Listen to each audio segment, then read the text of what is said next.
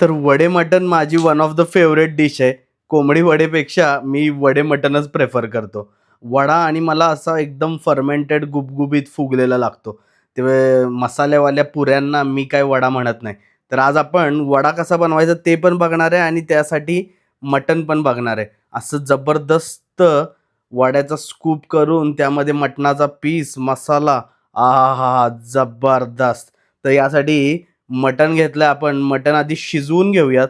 तर कुकरमध्ये जरासं तेल, कांदा आणि त्यावरती मटण ॲड केलं आपण आणि खडे मीठ वापरतो मी शिजवताना मटण. त्याच्याने एक टेस्ट नेक्स्ट लेव्हल होऊन जाते.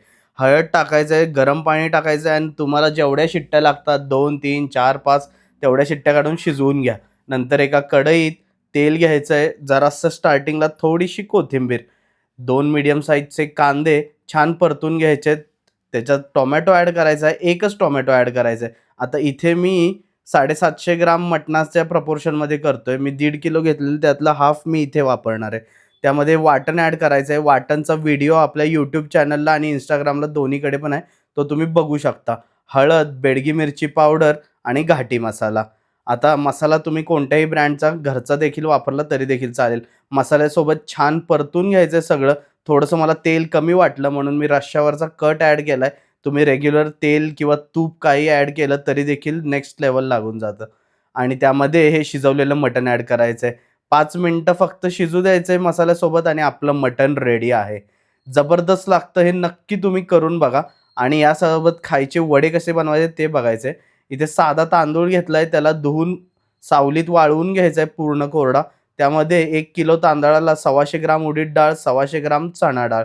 डाळी दोन्ही पण छान भाजून घ्यायच्या आहेत. नंतर मसाले घ्यायचे आहेत. धणे, जिरे, बडीशेप, काळी मिरी आणि मेथ्या. ह्याचं प्रपोर्शन मी कमेंट्समध्ये टाकतोय. तर धणे 20 ग्राम आहेत, मेथ्या 15, 10, 10, 10 ग्राम सगळं. जिरं, काळी मिरी आणि बडीशेप.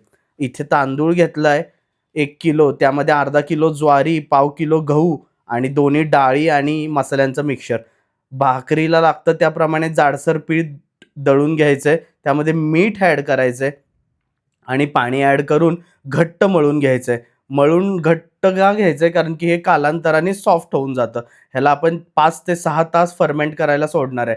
तुम्ही फर्मेंट केलं तरच त्याला एक स्पेसिफिक ऑथेंटिक जो फ्लेवर असतो असा गोडसर त्याचे जे स्टार्चेस आहेत ते ब्रेकडाउन होऊन थोडीशी गोड चव येते आणि आतून टेक्स्चर एकदम जाळीदार होतं.